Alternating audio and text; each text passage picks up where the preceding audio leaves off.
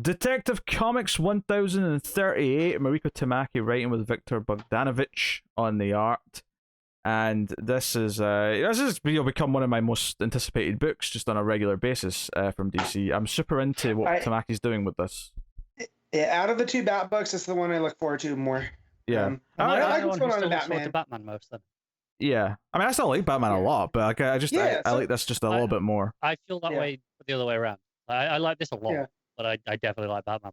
Yeah, because we ended with a cliffhanger last issue with Worth, the father, the big guy, the one who brought the rocket launcher to the station, and that badass scene from last issue. So Batman and him are squaring off in the sewers. He apparently didn't announce that he was Bruce Wayne as Batman last issue. I kind of get it now in retrospect, the way the conversation continues. It's more just like here, like someone is, as opposed to here, I am Bruce Wayne. It did not play that way at the time, did it? No. Also, I like the idea that Mr. Worth is dumb. Like, he's made his money the old-fashioned way, and, he's a builder. That's what he knows. He's not, a tech bro that had to, innovate things. Sorry, did I hear that right? Did Matt just call all builders dumb? No. However, Mr. Worth isn't, he didn't make his money off of his brains, right? He made it off of, as he says here, the old-fashioned way, with blood, sweat, tears, and all of that stuff. And so I like how different of an antagonist that is for Bruce. Because for the longest time, we've gotten people that are going to match wits with Batman. I like someone that's just like, no, I'm going to punch you until you don't move anymore. You want a new Bane. Not even Bane, because Bane, people forget this, but the original Nightfall, the reason he's able to break Batman is because he, mentally fatigued him first.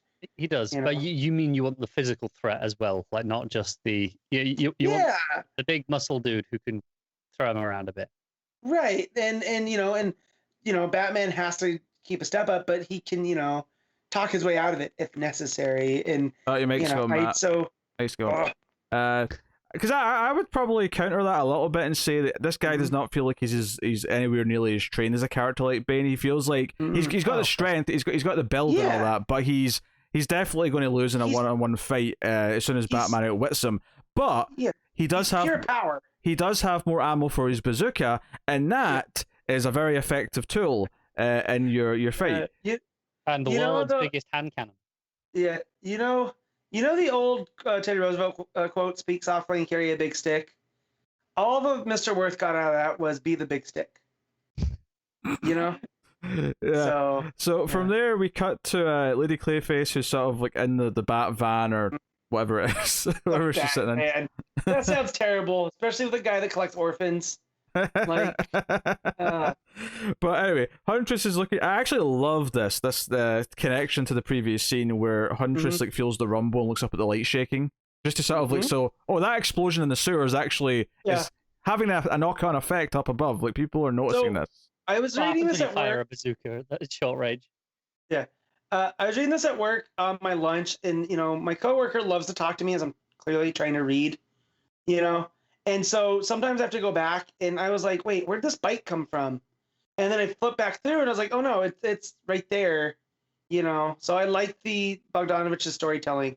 It's crisp and spot on, So because sometimes there are panels, as Connor likes to point out, where things just happen that don't match. Where's the cross? Yeah. Where'd the cross go? And I get that, you have that whole part of storytelling that, stuff happens in between panels. But I do like it when you can piece it together cleanly. So, that whole rumble with the lights, and then it leads to the sequence of the street opening up. Well, yeah, because Batman punches him back, and when he sort of lands, he fires a rocket up the way, which... Can I just point out a detail here that is kind of silly, but I love it, is that the handle where he's holding the bazooka effectively has spikes, like it's meant to also be used as a punching weapon. Because I can't imagine someone actually punching with the front end of a bazooka as the knuckle dusters. So big fight happens. What do we call it? A crater is effectively formed in the middle of the street, and Huntress is grabbing civilians. But the fight ends because basically Worth gets a glimpse of Lady Clayface looking like his daughter, and he has this kind of spiritual, like, heartbreaking moment. And this is the weird thing, is I want to give this credit here, because the way Batman sort of talks about this in his narration, it kind of gives you just a little bit of sympathy for him. Just a little bit. It's not like he's a bit cartoony and over the top, obviously, but here you get just a little bit of humanity. It's like, you know what? For all of the faults that he has, and he still has them, he's still a villain for the rest of the issue. There's just a moment of like, this I kind of get why this is affecting him, seeing his dead daughter. Especially in the end, with what his plan is. So you're just like, oh man, he's definitely a villain. Oh yes, looks like it was. Of course. So this is how the fight basically ends. It's that last panel especially where she's kind of morphed into just a big clay head, and he's like holding the clay remains on the floor. It's just really like sad and like how is he processing this? He can't. He actually gets arrested. It's on TV that he's going into the police, but then you get that he's been released at the end of the page. Like in fact, there's even a comment from Huntress, I think, in the next page, or maybe Bruce, that it's the shortest lived prison sentence that anyone's ever served in Gotham, because he's that powerful. He's got that many connections. And they make a big deal that he that when he blew up the police station, a lot of the police weren't there. Well, I like that's what only Bruce in there. That's what I was about to say. I like that even the newscaster kind of talk about it's kind of mysterious how no one was even there except that one person. So, and then I kind of like that Tamaki with the commentary there is too about Gotham still being corrupt. So that wasn't the newscaster that said that. That was what was that? That was the woman talking to the mayor. Okay, fair enough. Yeah, fair enough. But yeah. That for as good as because I don't feel like Nakano, like we know kind of where this is going with Sane Industries and Future State, but I don't feel like Nakano being a former cop. I feel like if we have the scale of corrupt Gotham cop and Gordon, I feel like he's a little bit closer to Gordon. I don't think he's like that corrupt. I think he hates. He has an anti-vigilante thing. Yeah, because they get in the way of them. I mean, it's the Gotham Central argument, right? Yeah. That they made in that book is like, look, he's doing our job better than we are, and that makes us look like idiots. I do think he's coming from a mostly good place, though. Yeah. I mean, he's kind of. I mean, maybe this is more stupidity rather than a sinister thing, but he is kind of aligning himself with a lot of. Like, I know, just obviously he doesn't know that he's got like a weird monster as a staff member or whatever, but he does play a role in letting the magistrate take over. So at the very least, he is gullible enough to be taken advantage of in that sense. I think naive, yes, but that is different from. And that's the whole siren song of Law and Order, right? Is that if all you want to do is instill law and order, you got to be careful who you align yourself with, because that can be corrupted as much as the other side of things. Yeah. Right? Of just having pure chaos. So I do like that that's where that's going, is from reading Future State, we know what bad happens with the magistrate. And so we're kind of watching it happen in slow motion. I would still definitely call him less honorable, though. He still comes across as quite wormy. And that's how he that's is what I mean, is that things. he's closer on the scale to Gordon than a corrupt cop, but he's not close to Gordon. Between Gordon and Flass, he's closer to Gordon. Yeah. Aye. I think that's kind of what Matt was trying to get across. Not that he is as good as Gordon. He's closer to Gordon, but he's close to the center. He's closer to the center than he is to Gordon. Yeah, I mean, he still has his own, stake in things. So. Anyway, so Bruce is having to hide out at Huntress's apartment because now Worth wants to target both Bruce and Batman, so he can't really go back to his place. So there's a couple of jokes tracked about that. It's all pleasant enough. Again, treating Huntress, and I love that Oracle just pops in. Like, she's not been in the book yet, but she pops in just suddenly saying, "Hey, you got released. He's released a press conference. Like, stuff's going on. What do we do with this?" And this captures. There's one panel. There are a couple of panels at the bottom of this page, but this is broadcast. This captures the attention of the Penguin. And this is what's genius about this, because Tamaki's the first time Tamaki's not done the backup, but when I got to the backup and saw it was the Penguin, I went, "Oh, yeah, this is nice synergy." Like, it's the same way we had the Huntress backups. Yeah, before. But I'm more interested in reading the backup because it felt like it was tying back into something I already saw earlier in the book. So I was, and then of course I see the Batgirls on page 2, and I'm like, okay, I'm definitely reading this. But right, it's Yes. Yeah, it's creating that tapestry of Yes. Gotham. Yeah. Yeah. So, yeah, and then we have Worth meeting Hugh, the one, of course, we discovered last issue, the mayor's aide, who turned out to be the one spreading the monstrous parasite or whatever we're going to call it. And I know Cara's going to complain about the scale of a panel here in a second, but I already tweeted this. yes, Yeah. Given that it's in just plain infinite white, I'm going to say it's just a stylized representation, and I have no problem with it. No, it's not on plain infinite white. It Go is? to the page before. It's at the bottom panel as well, where there is clear background in the car.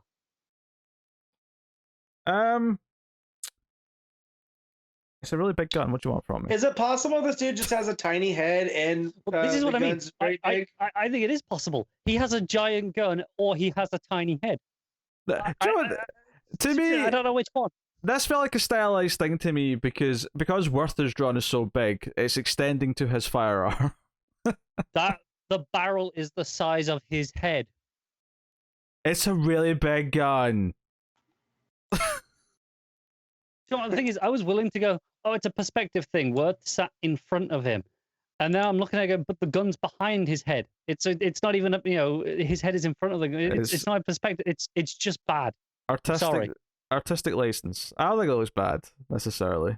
I think it looks comically terrible.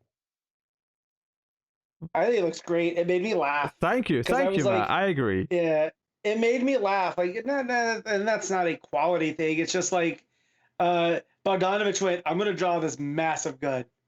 Yeah, it made me laugh at how stupid it was, but that's not a good thing. It completely took me out of the book.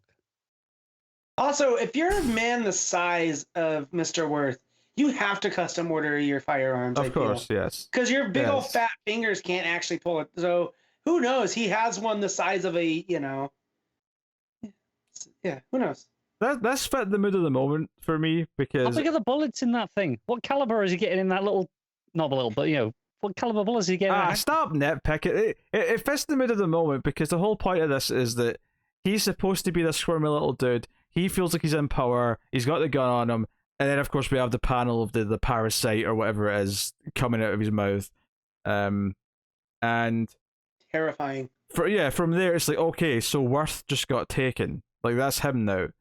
And at the end of the page, Hugh gets the phone call and he's talking about going to meet whoever he's talking to, and he goes to see the reporter, right? He goes to see Deb Donovan, and it's a proper like horror, like a thriller, maybe is maybe a bit more accurate description, where she comes home, or not even home actually. She's drawn to a meeting, right? And she's like, this is weird. Why are the lights not on? And she starts to get kind of nervous. She wants to leave, and he attacks her. That's kind of a cliffhanger there, which then translates to, this is a trap. He's making it very obvious where to find her. So Batman and Huntress come in, knowing that this is, like whoever's done this wants her to be found, wants them to find her. So they get there, and she's classic hostage situation, tied to a chair, gagged, all the rest of it. And you've got Worth, who's helped plant these explosives on behalf of him. And this is the thing, on the page where he's taken, I was actually wondering if he was actually like given the parasite, or if it was more like the threat of it, just to show how powerful he was. And then he was kind of on board to like go along with his plans from that point on. I'm probably more inclined to think that he got parasited, just because it's the more obvious thing to accept. But you could tell me that he didn't actually do it. I don't think so. I think that this is the tease of the parasite knows what Mr. Worth wants to hear. And this plays more into the plans of whatever this parasite. Did you take that panel of the parasite as more of a suggestive thing than an actual literal happening in the scene? I think it was thing? a reminder to us. Yeah. Like this is the guy with the parasite, reminder of what he's capable of. Yeah. I will say the only thing in defense of Pete's theory here, because I didn't consider this, is that at the bottom of that page we see Hugh's eyes. His eyes are green. That's what made me think it. Now, and then we don't see Worth's face again for the rest of the issue. It intentionally keeps his face hidden. His eyes specifically. His eyes, Yeah, yes. it's hiding his eyes. They're really positioning Mr. Worth as a new thorn in Batman's side. So yeah, I can buy him not making out of this arc though. I can buy this, maybe being the end of his story possibly. I'm fine with it either way. Maybe it's intentionally supposed to be vague, and that's why they're hiding it, because it's like, oh, is he taken or is he not, kind of thing. What's funny, because that's the page she's complaining about the big gun perspective. If anything, my critique would be it's a little unclear if I'm supposed to assume that he's been taken or not. I didn't think it was unclear at all. I'll be honest. I didn't think there was any implication of it. I didn't.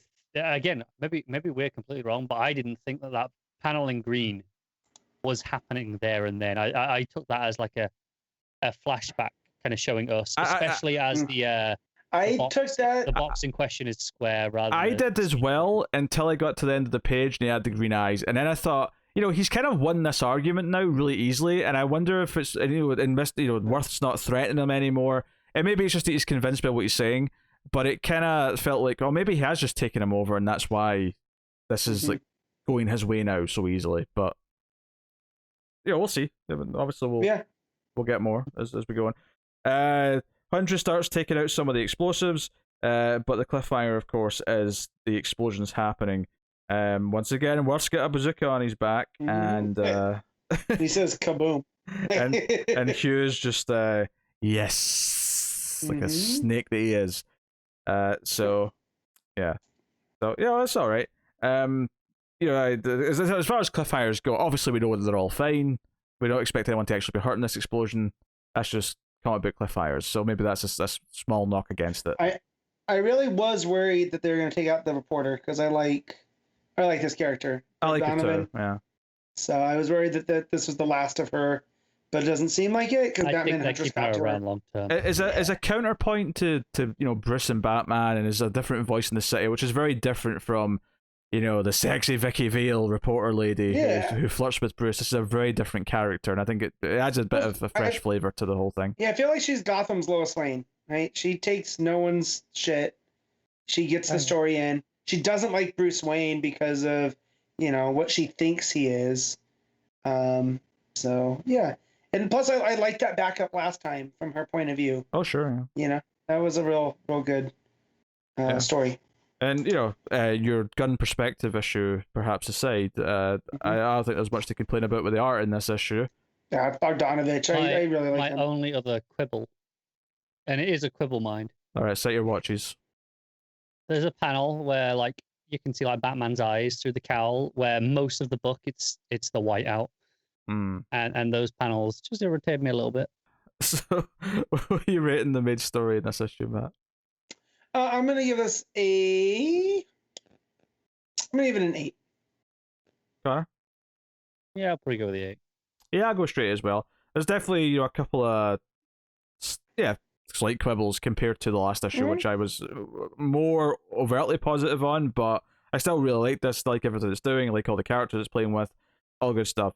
And, I was wondering getting into this, would I read the backup because it's by someone else? But like I said, I got to that first page and went, oh, Penguin. They teased a Penguin thing in the main book, in the main story. And I was like, okay, what's this?